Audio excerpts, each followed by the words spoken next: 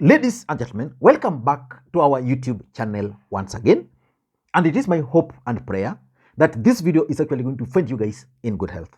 Personally, I am fine. Kisumu is also fantastic. Maybe you could let me know where you are watching the video from. Ladies and gentlemen, William Samoei Arap Ruto, the President of the Republic of Kenya, today chaired the Kenya Kwanza Parliamentary Group meeting at State House in Nairobi. During that meeting, William Ruto and Kenya Kwanza came up with 7 names which will face off with Raila Odinga's team. But Kenyans have reacted differently to the 7-member team which was announced earlier today by Kenya Kwanza. Azimio have actually responded through a statement to the list which was shared by William Ruto. Indeed, there are 2 schools of thoughts about the whole appointment. The first school of thought believes that William Ruto and Kenya Kwanza appointed weak individuals to these talks as part of their strategy to sabotage the talks. And I was reading a comment here which caught my attention by Ledama Olekina. Ledama Olekina is saying, the lack of seriousness of the bipartisan deliberation on the Kenya Kwanza part is the straw that broke the camel's back. We are back to the people. And indeed, a few hours after he made that particular statement, Olekina made that statement, Azimio Brigades issued a statement which is going to form the basis of this analysis.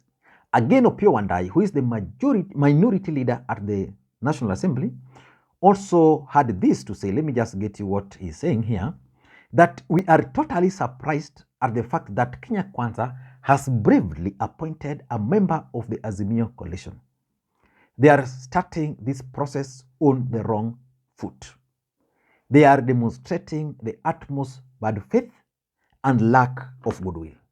So that's the first school of thought, which believes that the names which were appointed are actually weak people, and it's part of William Ruto's strategy to sabotage the process.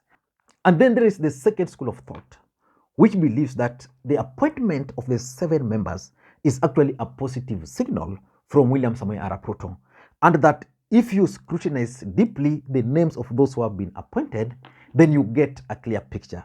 Indeed, I did a comprehensive analysis about that particular list. You can check one of my videos down there. Now, I want us to do a comprehensive analysis about the statement. Let me just see if I can get it. The statement by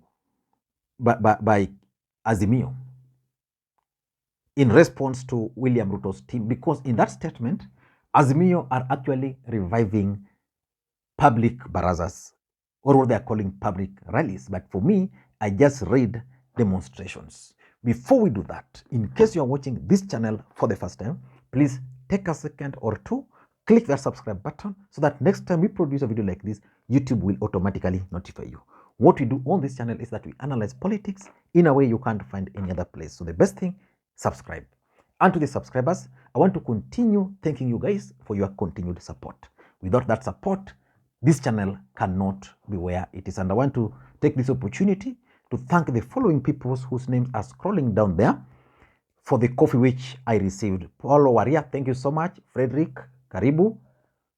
Bishar, I received it. Ndumbi and Wambwile, thank you guys for the coffee. You can also do the same using the numbers on your screen. Now, let us get back to the main issue and go to this statement by Azimio.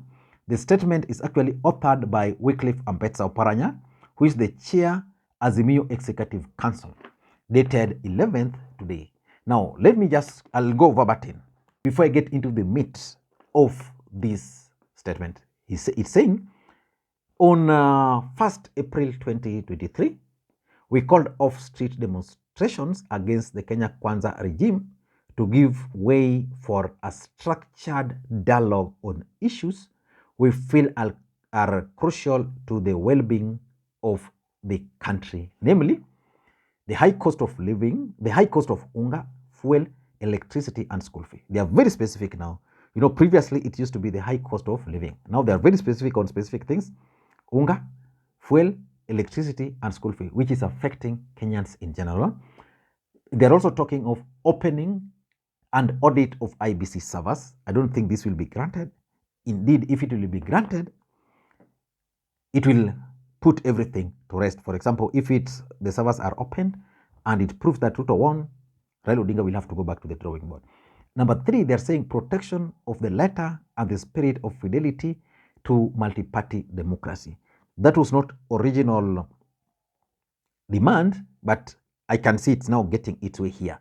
And that's why Wandai is actually mentioning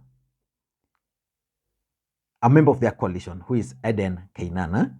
And they're also saying, number 4, adherence to the principles of inclusivity in the appointments of civil servants. You know, previously what they used to talk about is the IEBC. Now they have now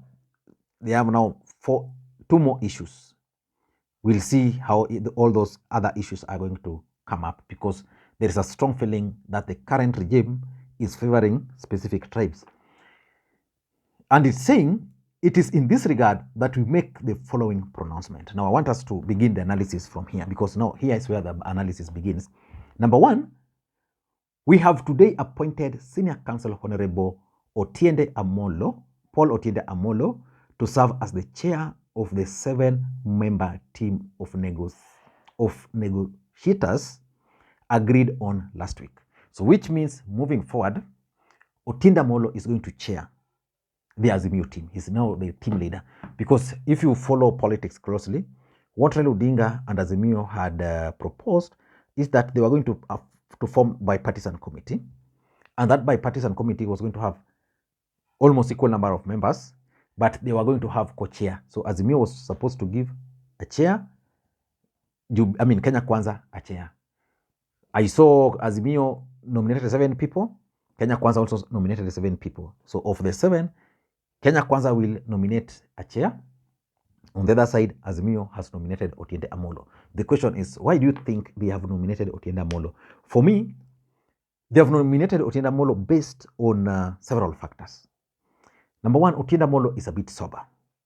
You know, we are going to have radicals. Then Ruto decided, okay, I'm bringing sober people. So it means Azimio needed a sober chairman who will be able to really look at the whole thing.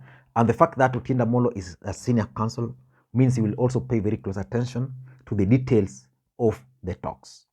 So for me, the appointment of Otiende Amolo is just to cure the radical aspect of Raila Odinga's team. And the letter continues, the press statement continues, as the negotiators take up their responsibilities, we will embark on a series of direct engagement with members of the public through town hall meetings and public barazas. Town hall meetings, in fact, for those who follow this channel, initially what I proposed for Raila Odinga to do before calling for the demonstrations was to embark on town hall meetings, similar to, for those who followed the Kikao, which he had, I think, towards 2017, Kikao meetings. He needed to have organized more of those town hall meetings. Then later on, public barazas, then later on now the demonstrations. Now it's going for public barazas and then town hall meetings. Public barazas, it means they're going to have a rally. I want to explain why they are opting for that, because if you read this, let me just proceed a bit before we proceed. He's saying we will hold the first town hall meeting in Nairobi on Thursday 13th, to be followed by a people's baraza at the Kamkunji grounds on Sunday 16th. So which means on Thursday, they are going to have a baraza with the people. Then on Sunday, they are going to go to Kamkunji for a public baraza, basically a rally. Why do you think Azimio are now proposing the direct engagement with the people? Number 1, I tend to think that Azimio is keen on sustaining the narrative. You know, after the truce was called, the narrative was getting lost. The issues Azimio were raising had started disappearing. Kenya Kwanza had started distorting them. And there was the feeling that Raila Odinga was being shortchanged, and therefore rallies had been called off and the rest. So they still want to sustain the narratives. So if they go for a town hall meeting and they talk about the cost of living, they challenge Kenya Kwanza on all these issues they're talking about, it means they'll be able to sustain the narrative, which was getting lost. Number two, also tend to think that they'll use those town hall meetings and barazas as kind of a response to Kenya Kwanza over suspension of demos. They are just telling Kenya Kwanza that what we did was simple. We simply suspended the demonstrations. So if you still want them, we are ready for them or with them anytime from now. So basically just to keep the country on toast. Because when Raila Odinga called off these demonstrations, I know so many people who were really not ready for that because they felt that's how Raila Odinga behaves. He normally moves, then when it reaches at a point, then he makes a tactical retreat. And I also think that they want to keep the momentum. You see, when Raila Odinga and Azimio were all over talking about these issues, the momentum was there. Kenyans had started seeing certain things. Yeah, so the discussion on cost of living was alive and everything. So for them to sustain that momentum, they needed a platform. And I also tend to think that they've called these demonstrations as a strategy to restart, to make the restart button ready. You know, they put it off, then they restart. That button is ready. So they're just telling Kenyans, the button is ready. Don't joke.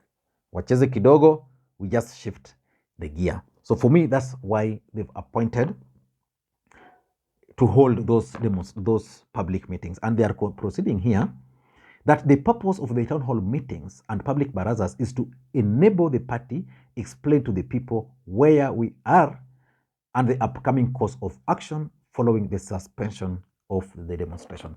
Because, you know, the expectations of Raila Odinga supporters about these demonstrations were simple. Going to State House. They were ready. Then you tell them, you've called them off.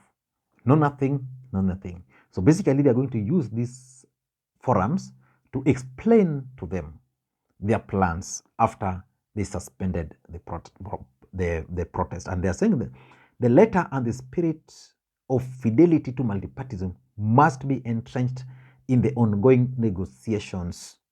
We continue to reiterate that we expect parliamentary parties and membership to be respected and not undermined during the talks.